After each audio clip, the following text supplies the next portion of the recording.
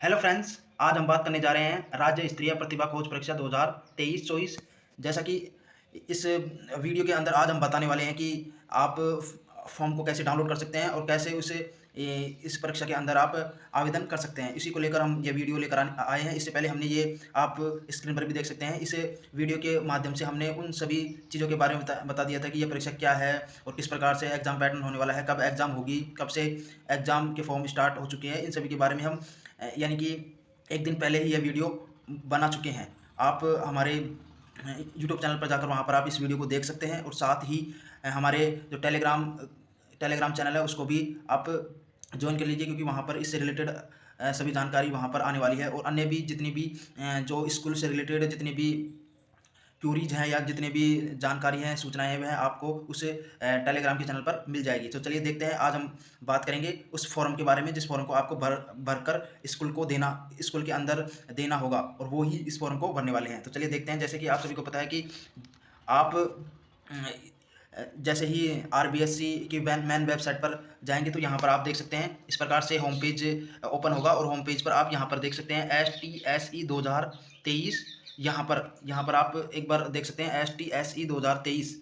इस पर आप क्लिक करेंगे तो आपको अगला पेज इस प्रकार से ओपन होगा। जैसे कि यहाँ पर आप देख सकते हैं इस प्रकार से ओपन हो जाएगा अगला पेज और यहाँ पर बताया गया है कि आप फॉर्म कैसे भरेंगे। जैसे कि आपको पता है कि यहाँ से आपको फॉर्म भरा जाएगा यहाँ पर, और यहाँ पर आपको स्कूल कोड और पासवर्ड, स्कूल कोड व पासवर्ड आपके प्रिंसिपल जो वहाँ पे संचालक है, स्कूल के संचालक है, उनके पास होते हैं। तो आपको यहाँ पर इंस्ट्रक्शन या डाउनलोड्स यहाँ पर आप देख सकते हैं कि STSE 2023 इन्फॉर्मेशन नोटिस, मैंने ये बता दिया इन्फॉर्मेशन नोटिस और इंस्ट्रक्शन जो भी दिशा निर्देश है मैंने आपको इन सभी के बारे में बता दिया।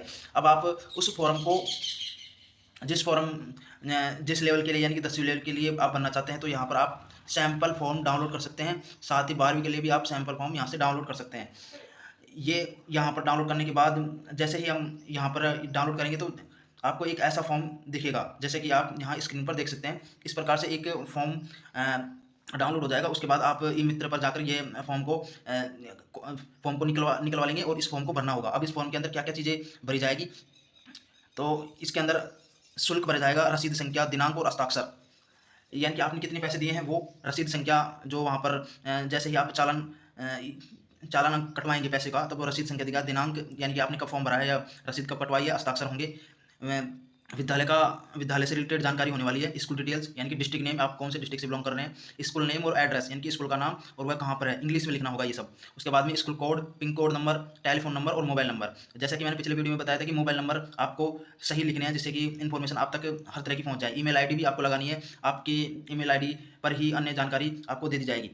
आप विद्यालय यानी कि आपका जो विद्यालय है वह कौन से बोर्ड से संबंधित है, यानी कि सेंट्रल बोर्ड है या माध्यमिक शिक्षा बोर्ड है या कोई अन्य बोर्ड है, उसकी डिटेल्स आपको यहाँ पर देनी है। चौथा नंबर पर 5वें नंबर पर यहाँ पे विद्यालय का प्रकार, यानी कि आपकी कौन सी विद्यालय है, ये सरकारी विद्यालय है या मॉडल स्कूल है या KVS है या नवोदय विद्यालय है या सैनिक स्कूल है या फिर प्राइवेट स्कूल है, इस पर आपको टिक करना होगा।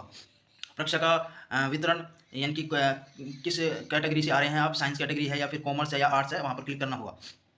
और ये जो है ये 12th का है, इसलिए ये जो फैकल्टी है उसकी डिटेल्स डाली गई है। यदि आप ये 10वीं का फॉर्म देखेंगे इसी प्रकार से 10वीं का फॉर्म भी होगा।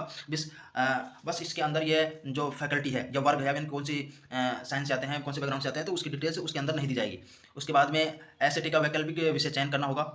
10वीं के लिए तो किसी भी प्रकार का विषय का चयन नहीं करना होगा, लेकिन यहाँ पर आपको पता है कि 12वीं के अंदर सब्जेक्ट ली जाती है तो उसके प्रकार से चयन करना पड़ेगा। जीव विज्ञान, अर्थशास्त्र वाणिज्य वर्ग में यानी कॉमर्स में या फिर कला वर्ग में अर्थशास्त्र लेना चाहते हैं अथवा गणित आप लेना चाहते हैं, उससे रिलेटेड ये सब जानकारी इसके अंदर दी गई है कि बायोलॉजी और मैथमेटिक्स और इकोनॉमिक्स और आर्ट्स के अंदर से ही डिटेल्स डाली जाएगी। कैंडिडेट का नाम, mother's name, father's name, date of birth आपको लिखना होगा, शब्दों में भी लिखना होगा। यहाँ पर जो फीमेल है या फिर मेल है उसकी डिटेल डलेगी। आप किस माध्यम से परीक्षा देना चाहते हैं, हिंदी माध्यम से, अंग्रेजी माध्यम से, वो डिटेल्स आपको category SC ST OBC general और यहाँ EWS और अल्पसंख्यक, उन सभी की डिटेल्स दी गई है। आप क्या दृष्टिहीन है, दिव्यांग या मुख बधिर, उसकी डिटेल्स डालनी पड़ेगी।